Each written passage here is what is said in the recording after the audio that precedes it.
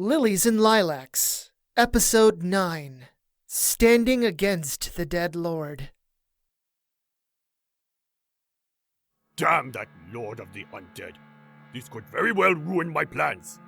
Mayor Kobe's right, or rather what was left of the mayor, stood in his office, gazing outward in the distance to the southeast. Earlier in the year, a strange instance occurred, where the fabric between dimensions thinned. It was such an easy thing for Klarvix to slip over in all the confusion. He was not the only one of their master's loyal agents who got through. He was the only one to stay. The others took possession of weak-minded adventurers or random people, but not Klarvix. His offering to Lorvok would be far greater than that of the others, which is why he took hold of the weak mayor. His plan was supposed to go without any complications. Activate a ritual, bring back his god to consume the souls of the townspeople, and gain so much glory the others would bow to him. It was going to be the perfect plan. And then this happened. If an army of undead conquered the town, then he couldn't very well enact the ritual. Something had to be done. A group of 4 adventurers passed by the street, and they talked about something animatedly. At first, Mayor JdSarte narrowed his eyes from them, for often their kind foiled entities like him. And then an idea brewed in his mind, one that tickled the insides of his evil spirit. Mayor JdSarte walked out of his office and up to the thin-framed man behind his small desk. As soon as the man saw the mayor, he tensed up. Apparently, Mayor JdSarte used to be very nice. You there, underling! Look up in our financial records and tell me how much we have in reserve. The man cowered a little and then pulled out a leather journal with various entries. After he flipped through the pages, he finally stopped on the last page. Sir, we have 150,000 golden coins in our reserve.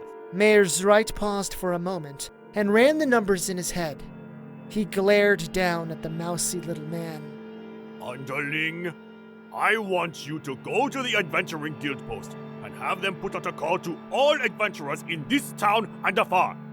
Tell them we will be paying gold for people to come and defeat this undead army. Go, now! Say 100 gold per adventurer! The man nodded and then scampered out of the town hall. Mayor JdSarte watched him leave, and he scoffed as soon as he was alone. Humans were so weak, but they could make a suitable offering to his master. And if this town actually fell to the undead, he would simply drift to another town and begin again. One way or another, this world would shudder. Okay, we have 2 peppermint rock gnome stouts, a winterberry wine, and a mug of Dustfriar whiskey. Tessica placed the order down in front of the 4 out-of-towners, and then she moved to the next table. Welcome to... Oh, Bog, hey! When did you slink in? Just you tonight? Oh, just me. Jimble went to the Spell-Stitch Spirits while Jaith went to the Badger's Den to be around his people. I think Sarandis went back to the inn where we're staying. How are you during this whole crisis? Oh, you know how it is. Giant army of undead is coming to take our homes. I'm great. So, are you and your party helping fight for the city? You bet we are. The mayor is offering 100 gold per person. That and we get to keep any loot found on the undead bodies. Don't worry. We'll keep your home safe. Oh, I hope so. To be honest, I don't know what else I'd do if not for this. Besides the impending army, how is everything else? Not too bad. It's a good thing for this job because adventuring typically slows down in the winter. Yeah, it sort of slows down for us related to out-of-towners. But locals still come here enough to keep us well-funded. Well, that's good to hear. I really like this place. It makes me feel warm and welcome. Well, it is a warm place. And you are always welcome. Are you scared about fighting so many undead monsters? Bach frowned for a moment, and then she shrugged. Oh, well, I love being an adventurer. I'm often scared by the obstacles we face. My party and I have overcome some really frightening stuff. Fighting against an undead army is kind of new for us, but it's the right thing to do. Am I scared? Yes, a little. And you're still going to do it. Oh, don't get me wrong. I appreciate that you are. It's just so risky. Hey now, risk is the only way we grow and change. Risks make us vulnerable to many wonderful things. Granted, it can also lead us to ruin, but hey, the rush of experience is half the fun, right? So, what would you like tonight? Just a rock gnome stout and some dinner, please. Whatever you have. I could eat a centaur. No, shoot, we just ran out of centaur. But I can whip up something yummy for you. Tessica went into the back and prepared the food. She returned within 10 minutes, with both food and drink for Bach. A new pair entered the tavern, so Tessica approached them. A wide smile was on her face, for the pair was none other than Fonica and Noswald. They sat at a table, and they were in mid-conversation when Tessica stepped up to them. And that's why I don't think I should have to lower my prices. My artifacts would save so many lives. In this instance, they are immensely valuable. For the last time, no one is saying your products aren't valuable. The question is about accessibility. Lowering your costs now would have more people buying and build a good rapport with potential clients. Now is not the time to get greedy since you gained some good profits. I suppose you're right. I just don't want to be taken advantage of. I know, dear, but you have to give a little now to get a ton later. Fine. I'll have a 20% sale. Trust me, Nas, you will thank me later. Fonica and Noswald turned to Tessica. Oh, hi there. How's it going tonight? It's pretty cold out there. Yeah, it is. But soothe your chilled bones. We have hot malt rock gnome beer and hot food. It sounds like things are pretty well for you both. Yes, they are. Especially for me. I can't believe how many adventurers have come to put undead bane on their weapons. It's a blessing. As for me, I'm nearly out of all my potions and camping supplies. I'm planning to save it for some unique business plans in the future. I'm just glad I can pay my rent for the next couple of months. I'm glad you're all flourishing. So, aside from business, how do you two feel about the undead army coming our way? The delight from both Fonica's and Noswald's faces fell away. Aside from the gold, I'm really afraid. What if the city guard and adventurers lose? I mean, an army coming to take our homes and livelihood away. I'm not like an out-of-towner. I can't fight. Me either. My grandmother was one back in the day. But me, my feistiness can only get me so far. Noswald, you're a powerful enchanter. Were you ever an adventurer? Me? No. I've never pursued that path. Although I did attend university with many who did, I focused my academic studies on enchantment and making magical items. So, how are you feeling? To be honest, I'm nervous.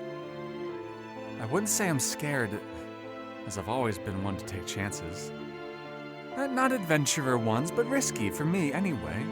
Moving here, where I could grow to be the best enchanter in the area with so few out here, I figured it would be my best chance. I'm not afraid to die, per se. I'm more afraid of not trying to push myself to be the best. So then what are you nervous about? I'd be foolish if I wasn't nervous. Or maybe unsympathetic to those around me. I may seem a tad bit arrogant sometimes, but I really do care about the community. If that's true, then maybe we could both have a chance to build some rapport. We could do a collaboration. What do you mean? It's a tense time, and people are stressed. What if we, don't freak out, offer everything 50% off? Noswal's eyes bulged. Think about it. With your items and Maya's supplies, the army will have a greater chance of succeeding, which means you won't lose your business. That's a great idea. Do you mind if I get in on this? We can make cheap meals for the defenders too. Yes, absolutely. So what do you say? Want to make this a trio? Fine. I can charge 50% less. And I'll even throw in a free Undead Bane upgrade for weapons for every purchase. Fanica and Tessica paused and looked at one another before laughing. What? Why are you two laughing at me? Monica must be rubbing off on you. Finally. It's a good thing. The old you would have never agreed to half off, much less throwing in a special deal on top of it. I'm proud of you. You are? Yes. I am too. Let's go over this plan of attack, shall we? We want to strike before anyone else does. What was worse, the cold or the waiting? Levin stood at his post at the front lines, protecting the city. All of the troops were lined up side by side, about a fourth of the mile from the edge of Autumn Bliss. Sharp pikes had been created from felled trees, and they angled out toward the distant tree line. Levin gazed out into the woodlands. He breathed out and watched his steam fade into the area before him.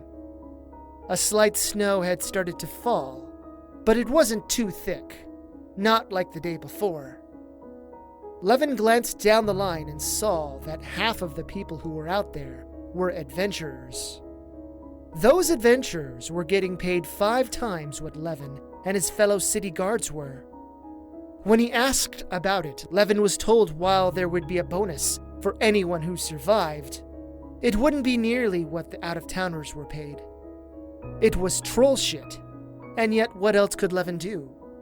This was his home and his city. His people counted on him, and he wouldn't falter.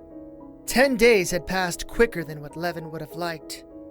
The mayor had made his quest request that same day, and yet it still took a couple of days to send out the call for aid. Perhaps nearly 300 adventurers came to the city to serve in the city militia.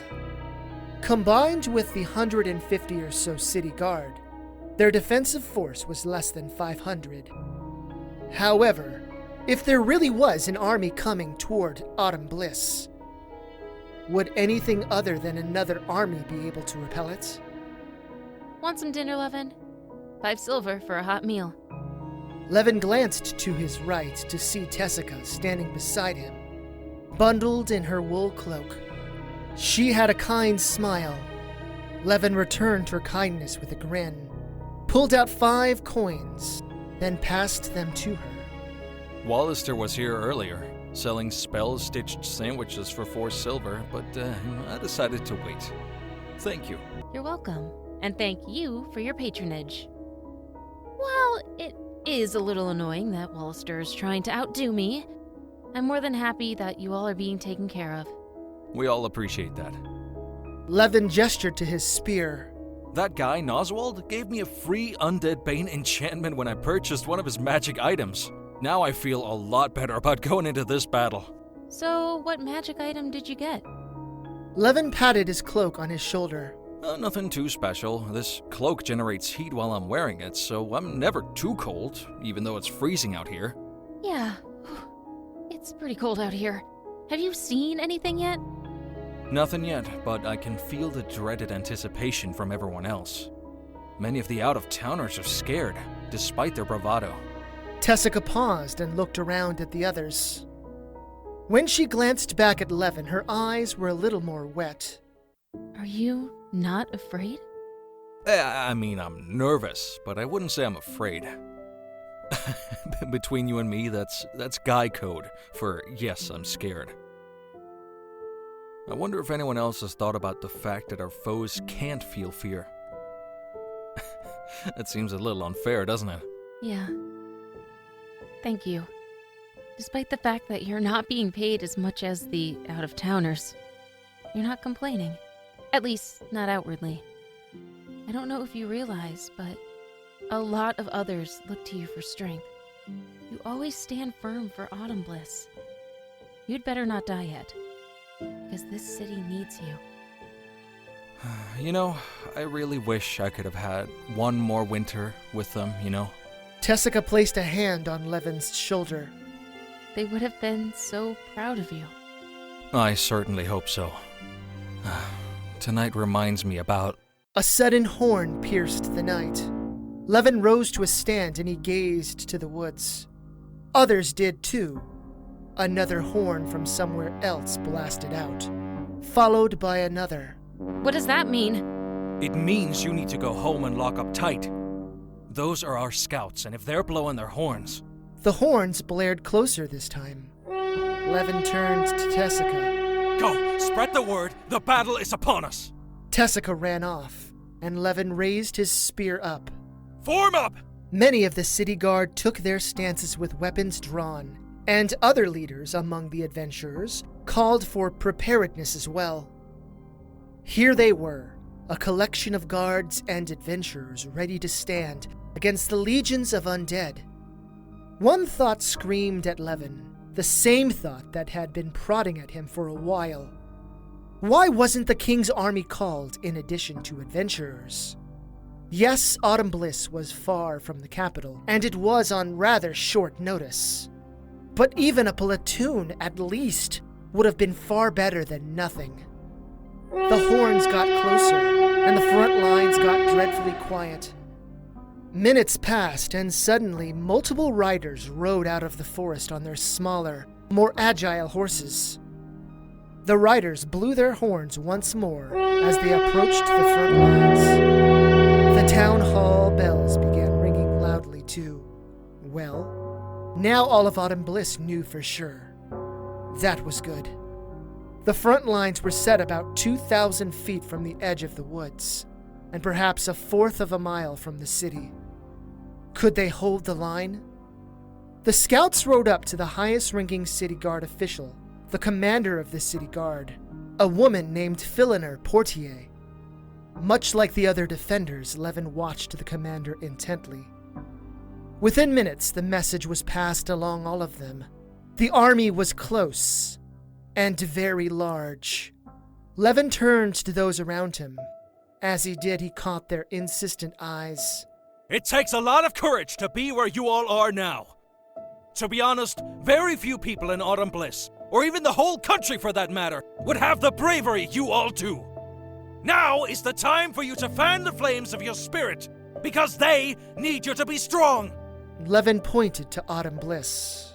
As you're standing side by side together, remember who you are and who you're fighting for. We will be the victors because we can't afford to lose. Many of the city guards around him smiled a little more warmly.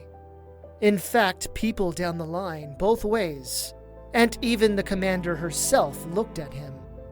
A wild nervousness galloped up and down his insides, and Levin took his place. Once more, the area grew dreadfully silent, with only the snow falling and the breeze blowing to break up the void of noise. And then the silhouette emerged from the woodlands. At first there was only a long line of armored zombies, but then more and more followed them. Screams of, "Hold the line! Weapons ready!" and other such things thundered out. For Levin, time seemed to slow down, and yet the urgency grew so potent. He gripped his spear firmly. When the zombies got within 500 feet or so, adventurers who could throw fireballs and lightning bolts did so. Zombies were scattered, and yet the enemy wasn't deterred. They didn't complain or stop, but marched on with icy determination. When they got within 200 feet, archers started shooting regularly, coupled with more kinds of spells, and yet the army drew closer. The zombie front line charged the line of pikes and impaled themselves quite snugly. They even pushed further onto it, until they were killed or stuck from moving forward. Zombies stabbed themselves behind the first line, and a third after the second. The pikes snapped one by one, and the piked zombies were trampled beneath the mass of their comrades. Once the lines got to Levin, time sped back up. A huge zombie charged Levin's spear. As it plunged into his tip, the spear glowed, and the zombie flailed. It still struck out and nearly clobbered his face. Other city guards who also purchased items from Noswald's and gained the free upgrade also devastated the zombie foes more easily. However, more and more undead creatures stepped up and over their defeated comrades. Levin parried and blocked and did his best to keep enemies in front of him. Whenever one of his neighbors looked like they were faltering, Levin stabbed their foes. Amidst the war yells and roars of hopeful valor, there was also death throes and panicked screams. Somewhere further down the line failed, and the undead pushed deeper into the defenders. One of the zombies, a wide and fat monstrosity, jumped off of a large pile of dead zombies, right on top of Levin. He held up his spear and caught it in the center of its bulky body. However, the zombie still knocked him to the ground and pinned him under its massive weight. His spear didn't snap, but it plunged out through the other side of its back. Immense weight pushed down on him, and yet he wasn't hurt. People around him screamed. By the time he managed to wiggle out underneath the zombie and get his spear in hand once more, the line was broken, and his allies were pushed back. A few of the defender bodies around him were city guards he had known, and a great pain ignited in his heart.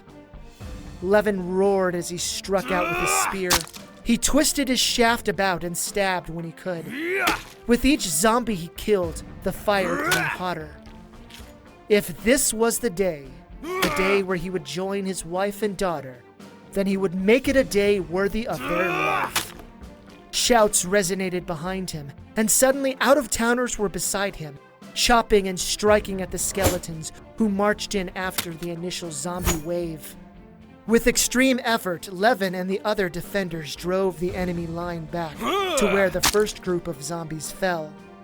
Levin was quite aware that elsewhere the line was broken, but still, he and those around him fought hard. For every undead horror that died, it was one less monster that would make it to Autumn Bliss. Metal crunched against metal, people yelled, and the undead had no limit to their number. Sweat trickled down his body, and Levin's muscles ached. He didn't stop, though, for stopping meant death, and death meant other innocents would die, too. A set of horns blasted loudly, and yet Levin fought on harder. Was the enemy doing something vicious? At the moment, it was beyond his power, so he kept swinging. A wayward blade nicked his chest armor along his ribcage. It didn't hurt him, but it ruined the armor by splitting it open like a smile.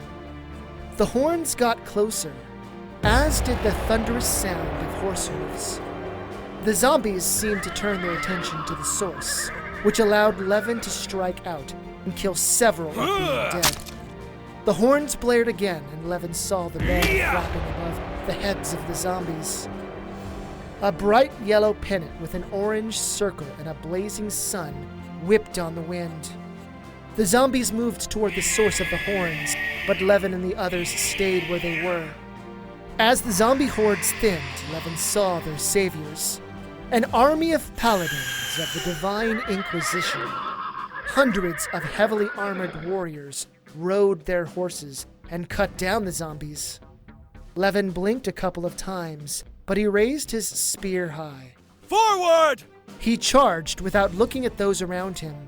To his delight, he saw at the corner of his eye, others charged too. Well, well, well.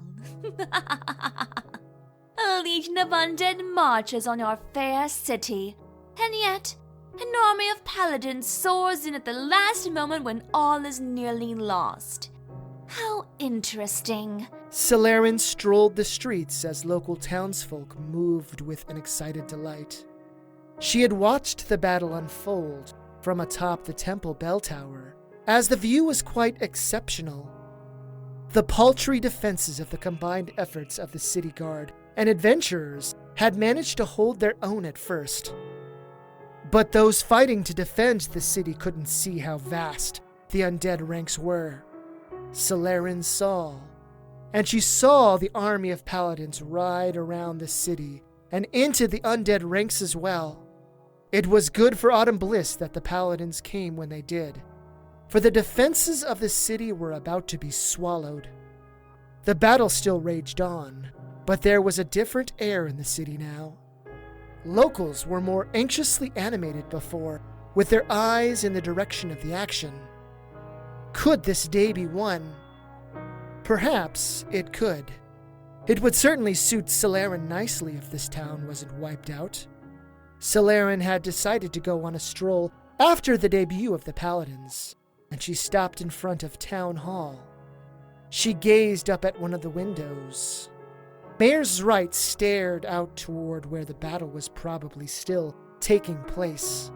His eyes were opened wide, and he clasped his hands together at the base of his neck.